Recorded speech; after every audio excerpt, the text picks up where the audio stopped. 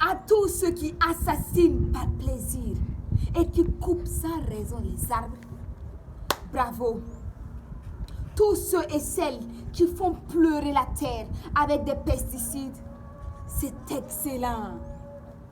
Tous ceux et celles qui parlent et qui prennent des avions et des véhicules polluants pour aller discuter de la pollution, very good.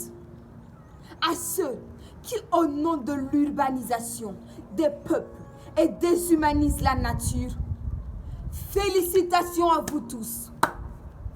Vous êtes officiellement les auteurs de la souffrance de la terre. La terre souffre. Elle se plaint.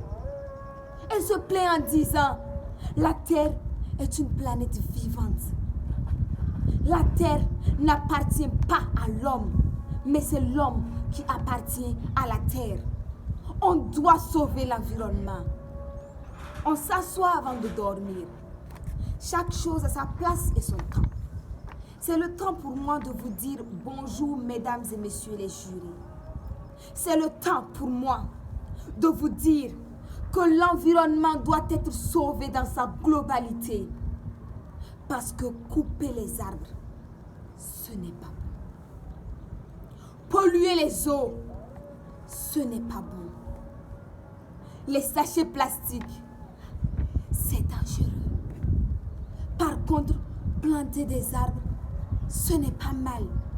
Ça évite l'asthme végétal et environnemental, car la nature nous respire et nous inspire. Il faut sauver l'environnement. Le poète nous dira que la nature l'inspire pour créer et écrire. Le poète nous dira que la beauté de la forêt revient au feuillage. L'existence de la forêt revient aux racines et les grands trésors y sont enfouis. Le détessier nous dira que lorsque l'agriculteur enseigne la terre sans OGM ni pesticides, les bénéfices sont à la nation entière et que personne n'aura des ulcères ou un coco. Que les apouchous auront un ventre plat et les skinny, un peu de rondeur quoi. Le pisciculteur et le pêcheur nous diront que la nature de notre vie dépend de la qualité des poissons consommés. Et la qualité des poissons consommés dépend de la qualité de la source d'eau. Et la qualité de la source d'eau dépend de nous. Et que nous ne devons pas la polluer. Le pharmacien comme le médecin nous diront que nous nous signons par la nature. Que nous guérissons par la nature. Voilà pourquoi nous devons protéger la nature et l'air et créer des poumons verts dans chaque ville et des bosquets dans chaque village. Parce que, écoutez-moi bien, lorsque le dernier arbre sera abattu, les rivières empoisonnées et le dernier poisson capturé, nous mourrons tous autant que nous sommes. Nous devons sauver l'environnement en respectant la terre.